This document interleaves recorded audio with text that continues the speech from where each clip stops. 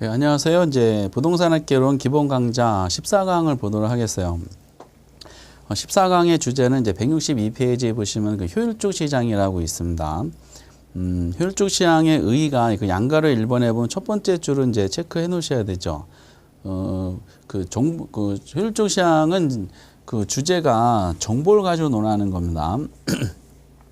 그 부동산 가치에 영향을 미치는 요인은 굉장히 많을 거예요. 근데 그 많은 요소를 동시에 분석하기가 어렵기 때문에 다른 건 다 일정하다 가정하고 정보만 가지고 논한 이론이 효율적 시장이다라고 보시면 돼요. 근데 그 정보가 부동산 가치에 반영되는 시기에 대한 설명이 의의에 나와 있는데, 정보는 그 정보의 내용이 실현되는 시점에 가치에 반영되는 것이 아니라 정보의 내용이 알려지는 시점에 가치에 반영되는 이런 구조로 이제 그 알고 계시기 바랍니다. 알려지자마자 즉각적으로 지체 없이 가치에 반영이 돼요. 그 상식적인 말이죠. 어느 지역이 개발된다는 정보를 입수하다 보면은 그 입수한 정보를 가지고 바로 그 지역 부동산 가치에 그 가치를 반영하는 것이지, 뭐 1년 후에 개발된다고 해서 1년 동안에 아무 그 생각 없이 지내다가 1년 후에 삽질을 했을 때 바로 반영하느냐? 그렇지는 않다는 거야. 정보는 알려지자마자 즉각적으로 가치에 반영되는 이론이다. 여기서 이제 주제가 세 가지 주제가 나옵니다. 그 먼저 효율적 시장의 종류가 하나 나와요. 효율적 시장 종류. 그럼 정보가 효율적 시장의 종류를 논하다 보면 이제 세 가지가 나올 수밖에 없거든요. 왜? 정보의 종류가 세 가지라고 가정합니다. 이미 공개된 정보, 공표된 정보라 그래요. 일명 과거의 정보라 그러고요. 그 현재 공표되고 있는 정보, 일명 현재의 정보. 그 세 번째는 아직 알려지지 않은 내부 정보, 언젠가 알려지겠죠. 미래 정보라고 통칭해요. 그래서 효율적 시장의 종류에 대해서 지문이 나오고요. 두 번째는 이 부동산 시장하고 접목시키는 거야. 부동산 시장은 불안정 경쟁 시장이다 보니까 정보 비용이 존재해요. 그런데 그 정보를 이용했을 때 모든 사람들이 초과이익을 다 버느냐? 그렇지 않다는 거야. 소수의 투자자만이 초과이익을 벌더라. 왜 그러냐라는 그 이유를 설명하는 과정 중에 정보의 분배가 공평하지 않다는 겁니다.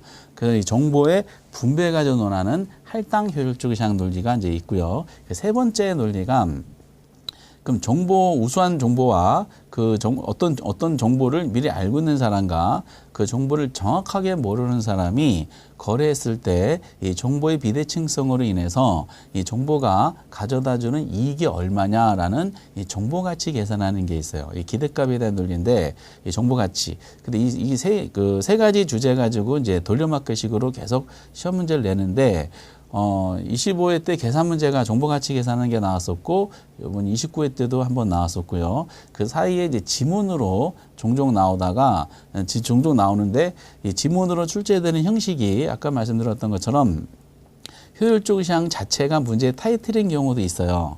그렇지만은 이제 부동산 시장의 특성 문제를 출제할 때 이 정보를 가지고 논하는 효율적 시장의 논리가 살짝 들어가는 경우가 있더라라는 것이죠.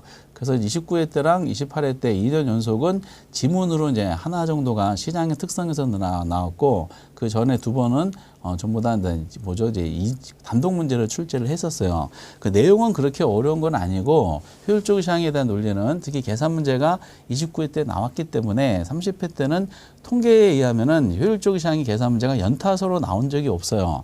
그럼 지문 중심으로 연습하실 때 이 지문을 만들면은 굳이 최대로 만든다 그러면은 세 개 문제라는 것은 15개 지문이에요.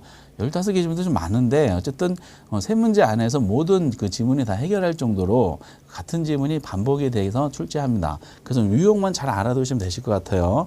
그래서 이제 효율적 시장의 사례라고 나오는 양가로 2번은 보실 필요가 없어요.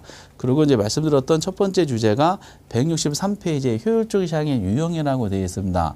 먼저 요게 첫 번째 논리로서 밑에 보면 약성, 중강성, 강성 효율적 시장이라는 요거를 구별만 할 수 있으시면 되실 것 같은데, 아주 민감하게 책에 쓴 부분을 제가 이제 생략하면서 한번 기본적인 원리가 말씀드리고, 이게 어떻게 이제 출제되는지 확인만 한번 해보도록 하겠습니다. 먼저 주제가 효율적 시장의 유형입니다. 시험 문제가 약성 효율적 시장 이렇게 설명이 돼요. 그러면은 약성 효율적 시장이라고 표현하면은 이 문구 자체에 개념적인 가정이 있어요. 약성 효율적 시장이라는 것은 이 반영된 정보가 있어요. 이 개념도 종종 나오는데 약성 효율적 시장은 과거 정보가 이미 반영된 시장을 약성 효율적 시장이다라고 해석하시면 돼요. 그러면 약성 효율적 시장에서 과거 정보가 반영됐다는 말은 또 어떤 의미일까? 그러면은 약성 효율적 시장에 기존에 참여하고 있는 사람들이 있을 거 아니에요. 시장 참여자. 이 사람들은 이미 과거 정보를 알고 있다는 거야. 왜? 과거 그 정보는 알려야지만 즉각적 가치에 반영된 시장이 효율적 시장이라 그랬죠. 그러다 보니까 그 약성 시장에서 하면은 벌써 약성에 있는 사람들은 과거 정보를 이미 알고 있고, 그러면 약성 시장에 속해 있다고 가정하는 그 부동산 가치에는 이미 과거 정보가 반영되어 있다라고 가정하는 겁니다. 그래서 약성 시장에서는 벌써 이 의미가 내포가 돼 있어요. 이거 가지고 문제가 출발하는 거죠. 그 중강성 효율적 시장 이렇게 나와요. 그 약성을 포함하는 논리인데 중강성 시장에서 하면 벌써 과거 정보뿐만 아니라 현재 공표되는 정보 있죠.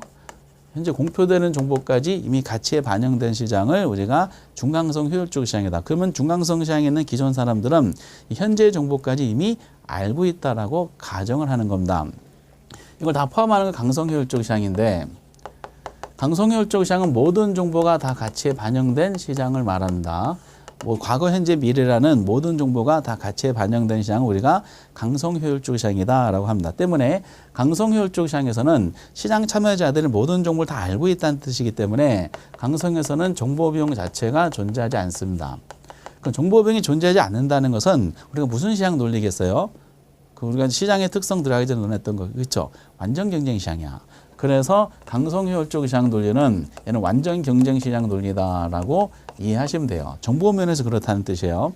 다만 약성과 중강성 시장에서는 과거 정보가 반영된 시장 약성이라는 것은 아직 약성 시장에 있는 사람들은 현재랑 미래 정보를 모르는 것이고, 중강성 시장에 있는 사람들은 미래 정보를 아직 몰라요. 그럼 아직 가치에 반영되어 있지 않는 정보가 있다는 의미겠죠. 그러면 약성과 중강성 시장에서는 그 아직 반영되어 있지 않는 정보를 획득할 때 노력이 들어가. 얘네들은 정보 비용이 존재를 해.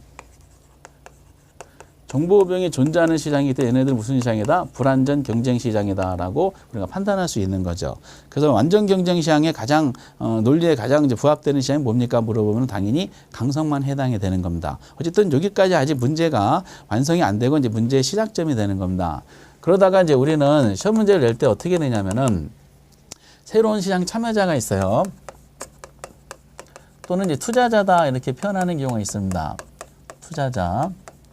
이 사람은 갑이라고 한번 해볼까? 그럼 이 사람이 새로운 시장 참여자가 약성과 중강성, 강성에 들어갈 때 이 사람이 가지고 들어간 정보가 있어요. 그 정보를 가지고 이 사람이 초과이익을 얻을 수가 있을까 없을까? 요 논리 가지고 결국 문제를 만드는 겁니다. 근데 이 사람이 시장 참여자, 새로운 투자자가 과거 정보를 가지고 시장에 참여하네.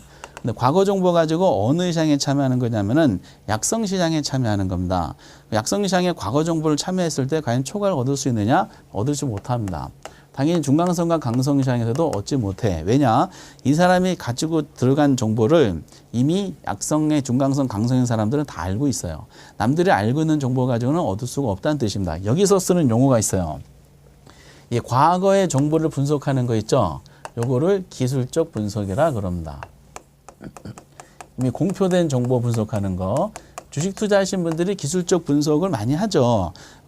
주식시장에 하루가 지나면은 그 하루 동안에 벌어졌던 사건은 다 과거 정보입니다. 그 데이터를 가지고 기술적 분석 프로그램에 입력해서 내일의 의사결정을 어떻게 할 것인가라고 판단하는 것이 기술적 분석입니다. 그래서 어쨌든 기술적 분석이란 말은 과거 정보를 분석하는 거다라고 하시고, 그리고 이제 그럼 이 사람이 현재 정보를 가지고 참여했어요.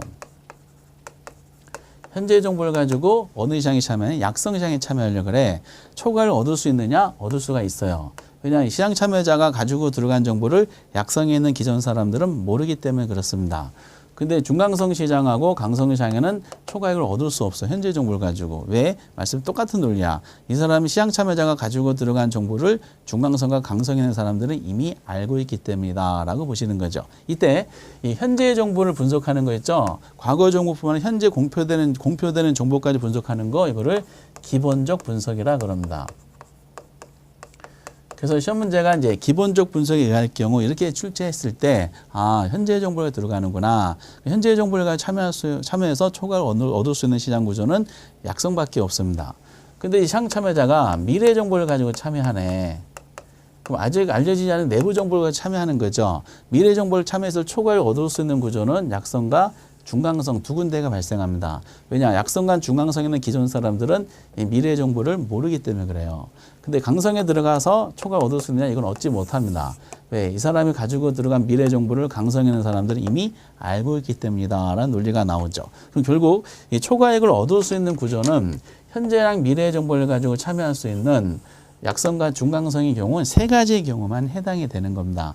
책은 조금 좀 틀리게 나온 지문들 중에 생략하고 그거는 크게 중요하지 않으니까 이렇게 이제 우리가 판단하시면 돼. 그래서 여러분들이 그 약성 시장에 대한 논리할 때는 바로 밑에 개념이 쭉 나오죠. 약성은 과거 정보 지출 같이 반영되어 있는 시장이다. 요거 개념하고 그리고 이제 동그라미 1번하고 동그라미 2번은 꼭 알고 계셔야 됩니다. 이렇게 그 지문들이 다 시험에 나왔던 지문들인데 나머지도 한번 쭉 그 다음 페이지까지 한번 읽어보시기 바랍니다. 그 기출문제 위주로 책이 편집이 되어 있다 보니까 여기 있는 것만 보시면은 기출문제 지문 다 맞출 수가 있을 것 같기는 해요. 다만 이제 그 중에 대표적으로 어떻게 출제되는지 하는 예제를 만들어 볼게요. 시험 문제가 예를 들어서 약성 효율적 시장에서 이렇게 표현해요. 약성 효율적 시장에서 벌써 여기 내포가 돼 있죠. 투자자가 기술적 분석에 의할 경우 이런 지문을 많이 접하실 거야. 의할 경우 초과 이익을 얻기가 쉬울 것이다. 이런 식으로 이제 지문이 표현이 되고요. 요걸 기본 모델로 이제 단어를 바꾸시면 됩니다. 그러면 초과를 얻기가 쉬울 것이다. 이건 X가 됩니다. 그러면 이제 해석을 할 때 약성 시장에서 이렇게 표현했잖아요. 그럼 표현해 드렸던 것처럼 아, 과거 정보를 이미 알고 있는 시장. 과거 정보가 부동산 가치에 이미 반영된 시장 이런 논리야. 근데 투자자가 기술적 분석을 했대. 그러면은 아, 과거 정보를 가지고 들어갔구나. 그러면 요거를 내는 순간에 어떤 논리냐면은 약성에서 하는 순간에 첫 번째 라인을 낸 거야. 첫 번째 라인을 내면서 그럼 몇 번째 칸을 낸 거냐 봤더니 기술적 분석에 의할 경우 이렇게 나왔잖아요. 그럼 기술적은 과거 정보 들어간다고 그랬죠. 첫 번째 라인에 첫 번째 칸을 낸 겁니다. 그러면 초과를 얻기가 어렵다라고 하셔야지 정답이 되는데 초과를 얻기가 쉬울 것이다 했기 때문에 이거는 X가 되는 겁니다. 아주 많이 나왔던 지문입니다. 이렇게 동일한 지문을 똑같이 장난을 쳐요. 약성 효율적 시장에서 투자자가 기본적 분석에 의할 경우 초과액을 얻기가 쉬울 것이다. 요거는 맞다라고 하셔야 됩니다. 똑같은 논리야. 약성 시장에서 그랬어요. 그럼 첫 번째 라인을 낸 거예요. 근데 기본적 분석에 의할 경우라는 단어 하나하나가 다 의미가 있어요. 그러면 기본적 분석에 의한다. 아, 현재 정보가 들어갔구나. 그럼 첫 번째 라인에 두 번째 칸을 낸 겁니다. 그러면은 초과액을 얻기가 가능하다. 쉬울 것이다. 맞는 말이 되는 겁니다. 저 질문은 첫 번째는 틀리고 두 번째는 맞게 되는 것은 같은 시장에 무슨 정보를 가지고 들어가느냐에 따라서 결론을 이렇게 내렸을 때 이제 이게 옳고 틀리게 되는 거죠. 동일한 지문이야. 그럼 중강성 효율적 시장에서 이렇게 표현한 거죠. 투자자가 기본적 분석에 의할 경우 초과를 얻기가 쉬울 것이다. 요거는 틀린 지문이 되겠지. 얻기가 어렵다고 해야 돼. 그럼 문제가 중강성 시장에서 냈어. 그러면은 아, 두 번째 라인을 낸 거구나. 기본적 분석이라 그랬어요. 아, 두 번째 칸을 낸 거구나. 요걸 낸 거야. 그럼 초과액을 얻기가 어렵다라고 해야 됩니다. 근데 초과 얻기가 쉽다라고 했기 때문에 잘못된 거다라고 보시면 되겠어요. 근데 얼마 전에 2년 전에 어떤 지문이 있었냐면은 투자자가 중강성 효율적 시장에서 초과액을 얻은 경우 이렇게 물어봤어요. 그러면 중강성 시장에서 초과액을 얻었다 그랬어요. 그러면 얻은 거 낸 거야. 두 번째 라인에 요 경우를 낸 거죠. 그러면은 지문을 너무 길기 때문에 제가 구도상 말씀드릴게요. 중강성 시장에서 투자자가 초과액을 얻었다는 것은 이미 공표된 정보에 의한 것이 아니라 아직 알려지지 않은 내부 정보에 의한 것이라고 분석된다. 이렇게 지문이 나온 거야. 당연히 옳은 지문이었어. 왜냐? 중강성의 초과를 얻는 경우는 아직 알려지지 않는 미래 정보, 즉 내부 정보를 가지고 이용해야지 가능한 경우가 되는 거죠. 이렇게. 그리고 이제 또 자주 나오는 게 강성시장이야. 강성시장은 지금 보신 것처럼 모든 정보가 다 가치에 반영되어 있다 보니까 투자자가 어떠한 정보를 이용한다 하더라도 결코 초과이익을 얻을 수가 없는 시장 구조가 됩니다. 그래서 어느 누구가 어떠한 정보를 이용한다 하더라도 결코 초과이익을 얻을 수가 없다라고 해야 될 것이 무슨 시장? 강성효율적 시장이 되는 거죠. 강성효율적 시장. 근데 그 작년에 이제 28회 때 나왔을 때는 어느 누가 어떠한 정보를 이용한다 하더라도 결코 초과이익을 얻을 수가 없는 시장이 강성이라 해야 될 거를 중강성 효율적 시장이다 해가지고 오답이 나온 적이 있었고 이게 정답으로 체크된 적이 있었어요. 왜냐하면 중강성 시장에서는 미래 정보의 초과를 얻을 수가 있기 때문이다라는 거죠. 그래서 이제 이런 지문들이야. 그래서 항상 이거 몇 개 더 만들 수도 있지만은 다 동일한 내용이죠. 하나 더 만들까? 중강성 효율적 아까 논했던 것처럼 중강성 시장에서 투자자가 아직 알려지지 않은 미래 정보를 이용할 경우 이런 초과이익을 얻기는 쉬울 것이다. 요거는 맞다고 하셔야 되지. 동일한 미래 정보에 아까 실제 시장에 나왔던 거를 예를 든 겁니다. 그래서 항상 어느 시장에 대해서 질문을 했느냐 이걸 먼저 체크하시고 그러면 각 시장에 대한 개념이 있을 거 아니에요. 그리고 무슨 정보가 들어갔냐. 그때는 이제 기술적 과거 현재 정보 이렇게 표현하진 않고 요즘에는 기술적 분석에 의할 경우 과거 정보 기본적 분석에 현재 정보까지 이렇게 이제 우리가 구분을 이런 용어를 씁니다. 그리고 마지막 결론은 초과이익이란 말 집어넣고 얻기가 쉬울 것이다 또는 어려울 것이다 이런 결론이네요. 그럼 그 답이 바뀌어지겠지. 아까 첫 번째는 약성의 기술적 분석에 의할 경우 초과 얻기가 쉬울 거 이건 틀렸는데 초과이익은 얻기가 어려울 것이다. 이건 맞는 설명이 되겠지. 결국 이런 말장난이 들어간다는 거예요. 그러려면은 이제 용어의 하나하나 약성, 중강성, 강성에 대한 의미, 기술적 분석, 기본적 분석의 의미, 그 초과에는 그리고 이렇게 두 가지 의미를 해놓고 마지막 결론이 제대로 앞에 있는 지문과 연결이 되느냐 안 되느냐 이런 거야. 그러니까 무슨 지문이 나올지는 확정이 돼 있기 때문에 효율적 시장은 처음만 약간 힘들 뿐이지 결과적인 면에서는 그렇게 부담이 되는 것은 아닌 지문으로 많이 말씀을 하시고 있습니다. 이게 이제 어쨌든 요즘에 많이 출제되는 이제 효율적 시장의 유형에 대한 설명이다라고 생각하시면 되겠어요. 그러다가 이제 164페이지 보시면은 할당 효율적 시장이라는 논리가 나와요. 그럼 할당이란 말은 분배 논리잖아. 할당 효율적 시장. 그러면 뭐가 정보가 효율적으로 분배가 됐느냐 안 됐느냐 공평하게 분배되느냐 아니냐 이런 논리다라고 보시면 돼요. 지문이 이제 거기 몇 개 안 돼요. 할당 효율적 시장에 대한 논리는 거기 개념이 이제 그 세 번째 줄부터 쭉 한번 읽어보셔야 돼. 읽어보시면서 양가를 할당 효율의 특징하고 오른쪽에 양가를 1번에 부동산 투기 할당 효율성이라고 나와 있잖아요. 그러면 거기 양가를 1번에 보기가 5개고 양가를 2번에 보기가 4개인데 그게 이제 비슷한 지문들이 반복이 되고 있어요. 다 기출문제를 갖다 붙였어요. 다 똑같은 논리다라는 겁니다. 다만 우리가 할당 효율적 시장을 왜 논하는지 그거를 잘 따지시면은 이런 지문이 나오게 된 배경이 있습니다. 우리가 이제 부동산 시장을 한번 볼까요? 부동산 시장이 약성, 중강성, 강성 중에 과연 어느 시장에 속해 있다고 인정이 될까? 부동산 시장이 강성 시장이다 하면 이거 무조건 틀리게 돼요. 아니 부동산 시장이 강성이라 그러면은 어느 누구도 부동산 시장에 참여해가지고 초과를 얻지 못하는 구조가 돼요. 그러니까 이거는 있을 수 없겠죠. 부동산이 불안전 시장이니까 완전 시장 논리에 강성되는 것은 자체는 틀리게 돼 있어요. 그럼 부동산 시장은 강성은 아니고 무슨 시장이다? 불안전 경쟁 시장인 중강성 시장의 성질을 가지게 돼요. 부동산 시장이 중강성 시장이라 그러면은 아직 알려지지 않은 미래 정보를 이용할 경우에 초과이익을 얻는 것은 가능하다는 거야. 이게 당연할 거 아니에요. 구조상 그래. 근데 여기서 문제가 발생하는 게 있어요. 이 초과를 얻기 위한 이 미래 정보는 공짜가 아니야. 현실적으로. 그럼 뭐가 발생해? 이 미래 정보를 얻기 위한 정보 비용이 발생하게 되고요. 여기서 할당에서 핵심적인 단어는 정보 비용입니다. 이렇게. 정보 비용. 그런데 부동산 시장에서 어떤 중강성 성질을 가지고 있다고 인정했을 때 그 부동산 시장에서 소수의 투자자만이 초과이익을 얻더라라는 거야. 다 얻는 것이 아니라 결과적으로 부동산 시장에는 소수의 투자자만이 얻는 경우가 많이 관찰이 돼요. 장관들 청문회 하다 보면 전부 다 땅 투기했잖아. 과거에 유장 전입해가지고 뭐 자녀분 교육 때문에 그런 것들이 전부 다 이제 땅 투기 때문에. 왜냐하면 본인들로부터 정보가 출발하는 그 주체 위치에 있었다 보니까 그 정보 가지고 뭔가 막 장난치고 싶은 거야. 본인들이 장관이 될 줄 모르고 과거에 그 땅 투기를 한 거겠죠. 아마 자산을 엄청 축적시켰을 것 같아요. 부러워 죽겠네. 어쨌든 이제 그 부동산 소수의 투자자면 초과를 얻더라. 왜? Why? 왜 초과액을 얻느냐? 소수의 투자 다 얻지 않고 이거는 왜 그럴까 했더니 그 정보의 분배가 이게 공평하지 않더라는 겁니다. 이렇게.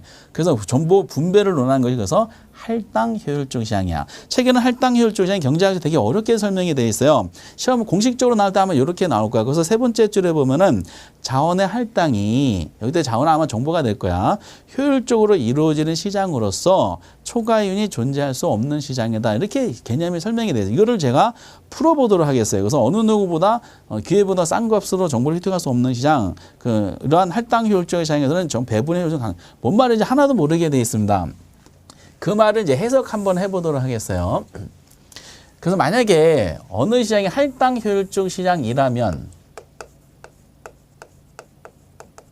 이라고 가정했어요. 이건 가정이야. 어느 시장이든지 할당 효율적 시장이라면은 이 사람은 정보를 통한 초과 이익을 결코 얻을 수가 얻게 됩니다. 결론이 이거야. 그러면 할당 효율적 시장이라는 것이 뭘까? 우리가 정보 가지고 논하잖아. 자원의 할당이 효율적으로 이루어진 시장. 무슨 말인지 어려워. 그럼 자원을 이제 정보라고 보시면 돼요. 정보의 분배가 효율적으로 이루어진 시장이다. 효율적으로 이루어진다는 것은 본인이 투입한 거하고 결과가 같다는 뜻이야. 그럼 투입한 것은 정보 비용이고 결과는 정보 가치거든요. 그러면 이제 우리가 할당 효율적 시장이라는 것은 어떤 개념이냐면은 정보 비용이라고 먼저 꼭 알아두세요.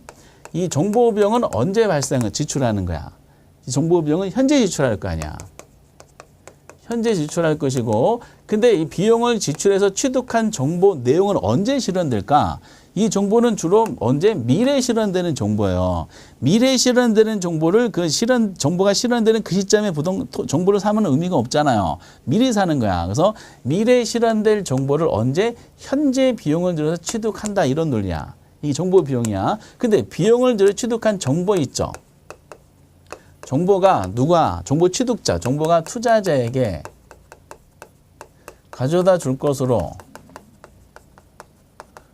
다 풀어서 본 거야. 예상되는 이익에 근데 이 이익이 정보를 취득한 현재 비용도 취득한 투자자가 있을 거 아니에요. 정보를. 근데 정보가 미래에 실현될 거 아니야. 그럼 정보가 투자자에 가져다 줄 거 예상되는 이익이 있죠. 이거 언제 실현된다? 미래에 실현되는 이익이 되는 겁니다. 근데 문제는 여기서 비용은 현재 지출했는데 이익은 미래 실현이 돼. 그럼 시간이 같아야 달라. 시간이 다르잖아. 그러다 보니까 시간이 다른 거를 일치시켜 줘야 돼. 그래서 예상되는 이익의 현재 가치 이렇게 하셔야 돼. 그래서 이제 할당 효율적 시장이라는 것은 자원의 배분이 효율적으로 이루어지는 시장이다. 너무 어려운 말이야. 그 자원은 정보로 보시면 되고 그 정보 비용과 정보가 투자자에 가져다 예상되는 이익의 현재 가치 요것이 같은 시장 우리가 할당 효율적 시장이다라고 이해하셔야 돼요. 결과적으로 줄이면은 결국 너무 길잖아. 뒷부분은 정보 비용은 하나인데 그 줄이면은 정보가 투자에 가져다 예상되는 이익의 현재 가치 이렇게 표현해요. 정보 이익의 현재 가치야. 이렇게도 계산 문제 물어볼 때 언급한 적이 있어. 그거 너무 긴 거야. 그래서 이 말의 의미가 줄여가지고 정보 가치 이렇게 됩니다. 정보 가치. 너무 벌어졌잖아. 붙여. 그래서 할당 효율적 시장이라는 말은 정보 가치하고 정보 비용이 일치되는 시장이다라고 생각을 해주시면 돼요. 이게 자원이라는 자원으로 표현되는 정보가 배분이 이제 공평하게 이루어지는 시장이다라는 거야. 그러면은 정보 비용과 정보 가치가 아까 어떤 의미인지 풀어서 들었잖아요. 두 가지가 일치되잖아요. 그러면은 들어간 비용이 1억인데 그걸 통해 얻은 이득도 1억이라는 거야. 똑같잖아. 마이너스 플러스가 똑같으니까 결국 이 사람은 정보를 통한 촉을 얻은 거야, 못 얻은 거야? 얻지 못한 거죠. 그래서 만약에 어떤 시장이 할당이라 그러면은 초과이익을 이 사람은 정보를 이용한 정보를 이용해가지고 초과익 결코 얻을 수가 없는 시장이 돼요. 무슨 시장이 될 때? 할당 효율적 시장이 될 때. 이렇게 이제 깔아놓고 그 다음에 밑에 나온 지문들을 우리가 보통 얘기하는 겁니다. 그럼 제일 먼저 언급한 것이 이거요. 그러면 시장 체제가 완전 경쟁 시장은 어떻게 될까라는 거야. 시험 문제가 그것도 동그라미 1번에 나왔지만은 완전 경쟁 시장은 항상 할당 효율적 시장이 된다. 이렇게 지문이 있어. 그럼 맞다고 하셔야 돼. 꼭. 왜 그런가 봤더니 완전 경쟁 시장을 한번 가정해 보겠어요. 완전 경쟁 시장이야. 완전 경쟁 시장은 정보 비용이 없어요. 우리가 끊임없이 이제 앞에서 시장에 대한 논리 했지만은 정보 비용이 없어. 때문에 정보를 통한 이득도 얻을 수가 없어요. 그럼 정보 비용과 정보 가치가 같잖아. 이 사람은 결국 초과를 얻을 수가 있다 없다? 초과 얻을 수가 없는 구조가 돼. 그러니까 완전 경쟁 시장은 이 스스로 자체가 할당 효율적 시장이 돼버리는 겁니다. 이게 동그라미 1번에 나와요. 이거는 기본적으로 깔아놓은 거야. 그러다가 이제 엄청 나오는 정답 체크 항목이 있어. 근데 부동산 시장은 완전 경쟁 시장이 아니잖아요. 그럼 부동산 시장 무슨 시장일까? 그렇죠. 끊임없이 말씀드렸던 것처럼 불안전 경쟁 시장이야. 그런데 계속 정답이 체크한 것은 어떤 식으로 나오냐면은 완전 경쟁 시장은 반드시 할당 효율적 시장이 돼요. 항상. 그런데 부동산 시장 같은 불안전 경쟁 시장은 할당 효율적 시장이 될 수가 없다. 이렇게 결론을 내려버립니다. 그럼 그거는 틀린 지문이 돼요. 부동산 시장 같은 불안전 시장도 할당 효율적 시장이 될 수도 있어요. 될 수도 있는데 맨날 될 수 없다라고 나와. 이렇게 정답은 정해져 있어. 거기 보시다시피 그 동그라미 2번에 이런 말 돼 있잖아. 164페이지 맨 밑에 보시면은 할당 시장이 완전 시장만을 의미하는 건 아니다. 그러니까 1번은 완전은 맞는 할당이라고 결론을 내렸잖아요. 근데 할당률 완전만 의미하는 것이 아니라 불안전 경쟁 시장도 뭐다? 불안전 경쟁 시장도 할당 효율이 될 수가 있다라는 거야. 근데 맨날 될 수 없다라고 나와. 왜 그럴까라는 거야. 그럼 불안전 경쟁 시장이면은 정보병이 발생하겠지. 왜? 완전 시장은 정보병이 존재하지 않는다 그랬잖아. 그러니까 불안전 정보병이 존재해. 정보병이 존재한다는 걸 플러스로 한번 표시해 볼게요. 근데 불안전 시장 정보병이 존재하는데 그 정보비용과 이 정보 가치가 같을 수도 있고요. 얘네들이 다를 수도 있는 거야. 이렇게. 불안전하더라도 정보병의 정보가치 같으면은 이 사람은 정보를 통한 초과를 얻을 수가 없을 거 아니야. 근데 정보병과 정보 가치가 만약에 다르다 그러면은 얘가 어떤 사람은 이제 적은 병으로 그 정보를 취득해서 이득을 취할 수 있는 구조가 나올 수가 있기 때문에 이때는 초과이익을 얻는 것은 가능합니다. 그럼 불안전 시장이라 하더라도 정보병과 이게 동그라미 이제 3번, 4번에 대한 설명이에요. 정보병과 정보 가치가 같다 그러면은 불안전 시장 하더라도 결국 이 사람은 정보를 통한 초과를 얻을 수 없기 때문에 이 정보가 공평한 분배되는 할당 효율적 시장이 되는 거예요. 근데 만약에 정보비용과 정보 가치가 일치하지 않으면 어떤 사람은 초과를 얻을 수 있는 구조가 나오는 거기 때문에 할당 효율적 시장이 될 수가 없다는 논리가 나오는 겁니다. 이런 논리야. 그러면서 여기서 유명한 지문이 등장을 해요. 어떻게 나오냐면 부동산 시장에서 이것도 책에 있어요. 이 논리는 밑에 양가리 1번의 부동산 투기 할당 효율적 시장이라는 논리에 동그라미 이제 그 4번에 대한 마무리 결론이죠. 부동산 시장에서 초과이익이 발생하는 것은 대충 써볼게요. 또는 투기가 존재하는 것은 이렇게 이제 설명 깔아줘요. 부동산 시장에서 초과이익이 발생한다, 존재한다는 결론을 내려줬어. 그것은 부동산 시장이 불안전 경쟁 시장이기 때문이다. 이렇게 먼저 첫 번째 지문이 나오는 거야. 부동산 시장에 초과이익이 존재하는 이유가 부동산 시장이 불안전 경쟁 시장이기 때문이다. 요거는 X다라고 하셔야 돼. 이게 왜 부동산 불안전 경쟁 시장이라 하더라도 정보병과 정보 가치가 같으면은 초과이익을 얻을 수가 없는 구조잖아. 그렇죠? 그럼 초과이익을 얻을 수 있는 구조는 딱 한 가지밖에 없어요. 할당 효율적 시장이 아닌 경우야. 즉 불안전 시장이 하더라도 그 시장이 할당 효율적 시장이 된다 그러면은 초과이익이 나타나지 않게 되는 거죠. 그러면은 부동산 시장이 불안전 경쟁 시장이기 때문에 이런 일이 발생한다. 이건 틀린 지문이 됩니다. 그럼 불안전 경쟁 때문이 아니라는 거야. 때문이 아니라 그럼 뭐라고 해야 돼?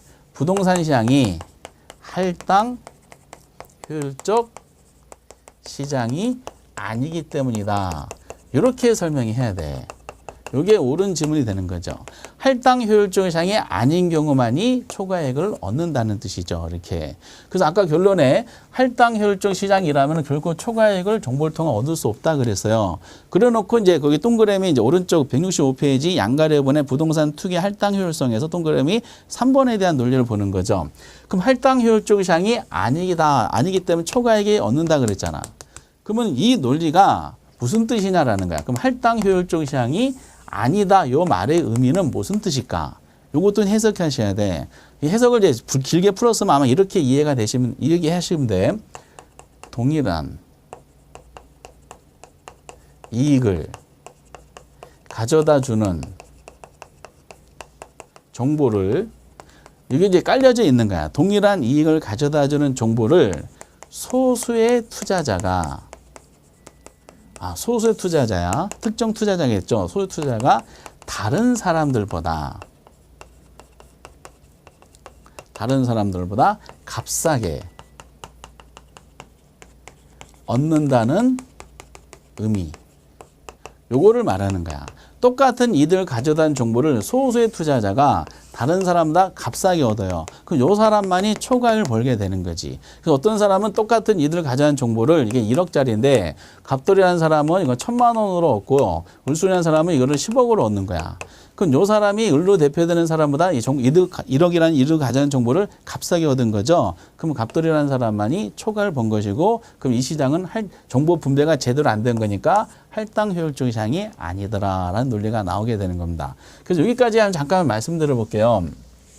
그대로 표현하면은, 우리가 할당 효율적 시장이란 말은 자원의 배분이 효율적으로 이루어진 시장이다. 무슨 말인지 못 알아듣겠어요. 그러면은 우리가 이제 할당 효율적 시장인 것은 자원, 즉 정보 비용과 정보 가치가 일치되는 시장이다. 그럼 할당이 된다 그러면은 어떤 누구도 정보를 통한 초과액을 얻을 수가 없게 돼 있어요. 이거를 지문으로 만들면은 그 완전 경쟁 시장부터 한번 보면은, 완전 시장은 항상 할당 효율적 시장이 돼요. 왜? 완전 경쟁 시장은 정보 비용 자체가 존재하지 않으니까 정보 비용도 그 정보 가치도 빵이야. 그걸 같다는 논리가 나오기 때문에 항상 할당이 될 수밖에 없어.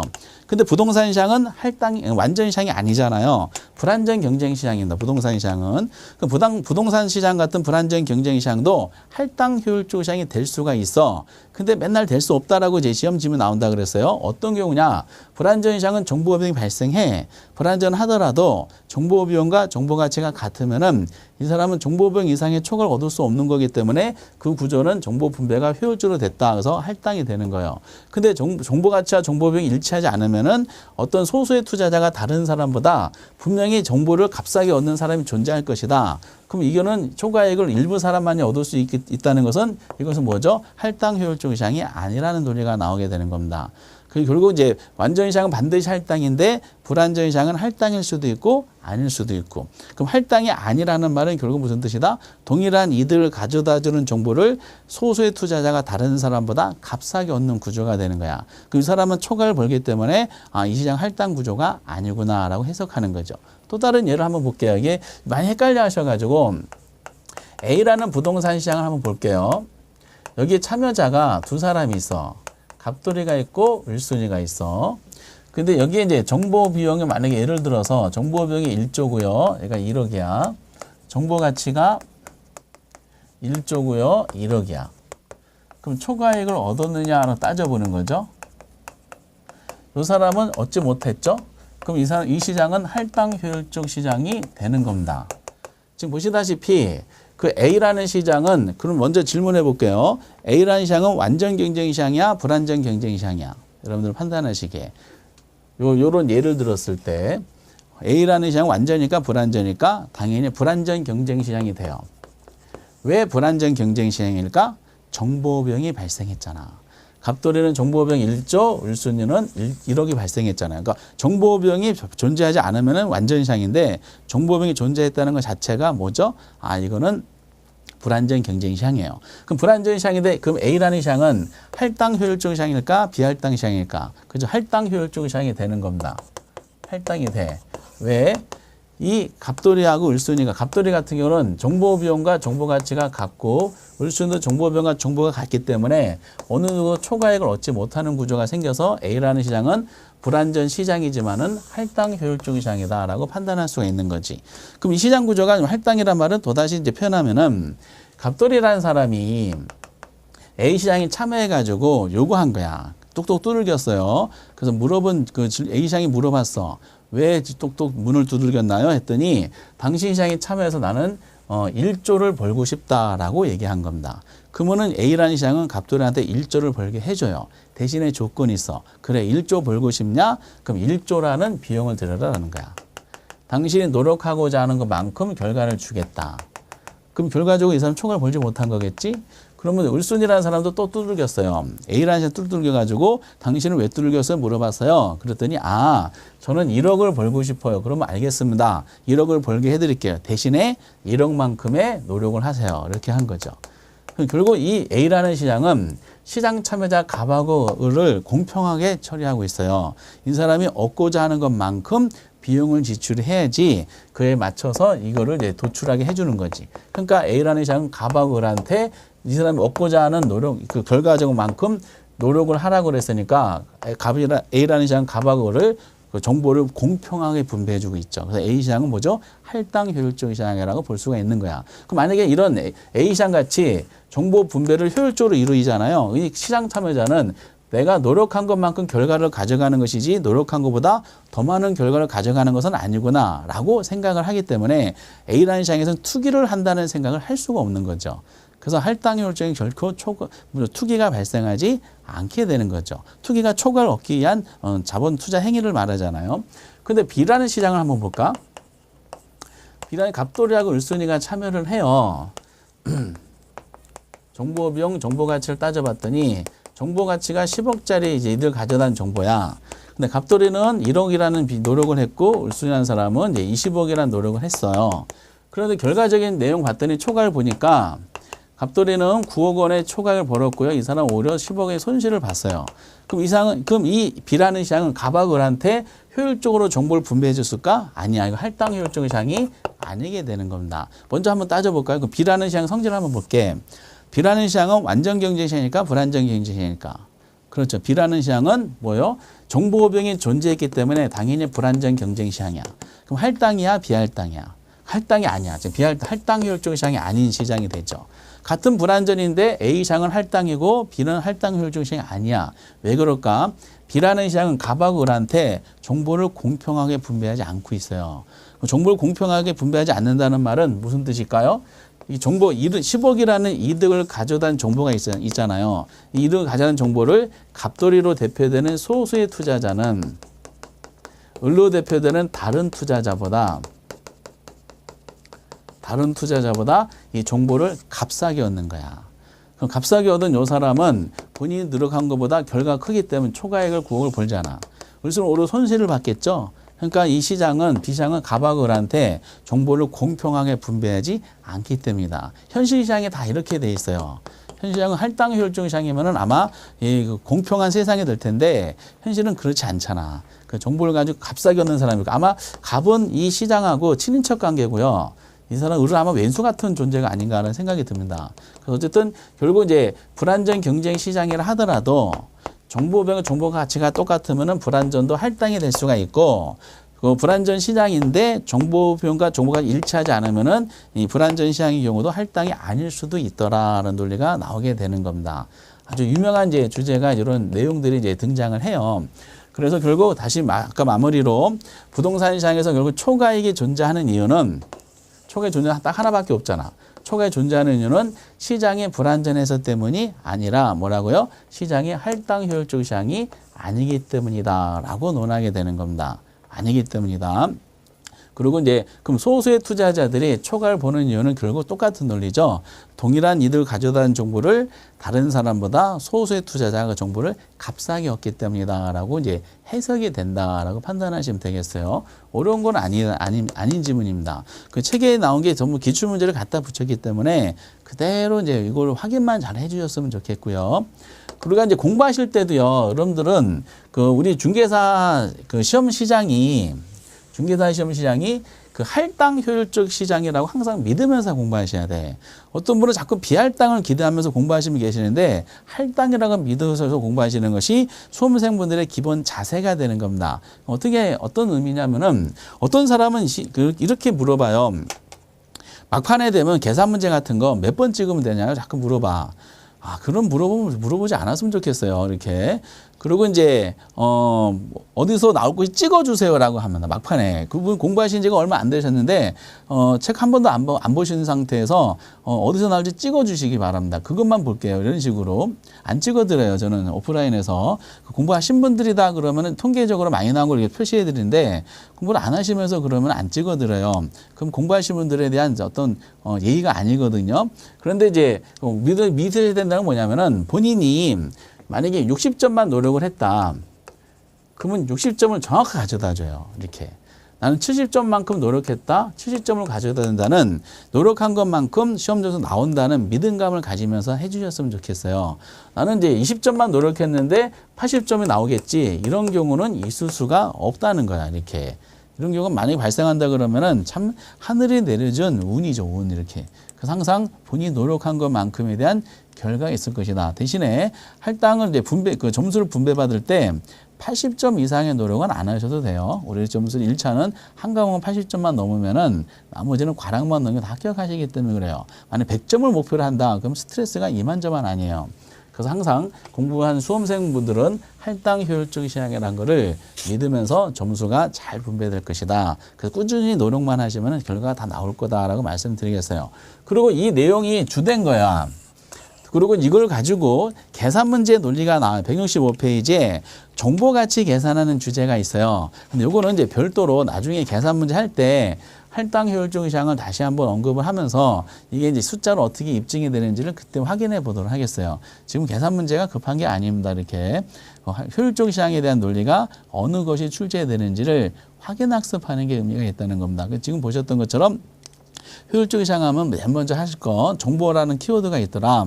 그리고 이제 정보가 지체 없이 같이 반영된 효율적 시장인데 시험 지문 나오는 것은 효율적 시장 종류에 대해서 자주 물어보더라. 종류가 뭐라고요? 약성, 중강성, 강성 효율적 시장에 대한 논리를 단어 하나하나를 의미를 부여하면서 출제된다. 그리고 또 하나는 이제 소수의 투자자가 동일한 시장에 참여했는데 요 사람은 초과를 벌더라 일부만. 왜 그런 일이 발생할까? 시장이 뭐죠? 정보 분배를 공평하지 못하게 하는구나. 그 공평하다는 분배를 말하니까 이거를 할당 효율적 시장 논리다. 책에 있는 지문 그대로 살펴주시면 되겠습니다. 완벽하게 지문으로 준비해 드릴 수가 있어요.